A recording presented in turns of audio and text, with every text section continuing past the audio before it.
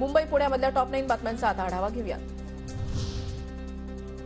भारतीय वायुदलाचा मुंबईमधल्या marine drive परिसरामध्ये air show, Sukhoi 30 MKI आकाशगंगा टीम आणि C-130 एअरक्राफ्ट मार्फत चित्तथरारक कसरती।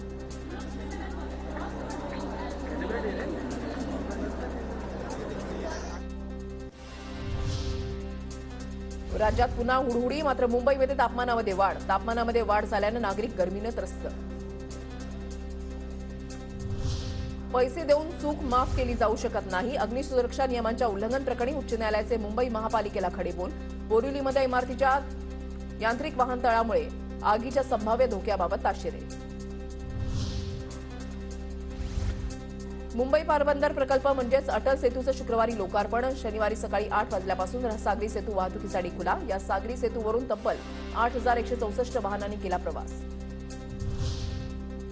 नवी मुंबई आंतरराष्ट्रीय विमानतळ 31 मार्च 2025 पर्यंत कार्यान्वित होऊ शकेल, केंद्रीय मंत्री ज्योतिरादित्य शिंदे यांची माहिती। तर विमानतळाला दिबा पाटील यांचं नाव देण्याचा निर्णय पंतप्रधान घेतील, शिंदेंचं वक्तव्य। पुण्यात हुंडाईचा प्रकल्प होणार, 7000 कोटींची गुंतवणूक होणार। फडणवीसांची हुंडाई कंपनीच्या एमडींसोबत चर्चा। पुण्यात दुचाकी चोरणाऱ्या सराईत्याला पोलिसांकडून अटक। सीसीटीव्ही कॅमेरे, कॉल रेकॉर्ड तपासून पोलिसांनी चोराला ताब्यात घेतलं। पुण्यामधल्या पिंपरी चिंचवड शहरामध्ये महापालिकेकडून 200 मिळकती जप्त, 17 नळजोडही खंडित। जप्तीपूर्व नोटिसा बजावून सुद्धा मिळकत कर न भरणाऱ्या मिळकतदारांवर कर संकलन विभागाची कारवाई। पुण्याच्या मुळशी तालुक्यामधल्या पौड गावामध्ये चोरांचा सुळसुळाट, 7,22,000चा मुद्देमाल लंपास। पोलिसांकडून चोरट्यांचा तपास सुरू।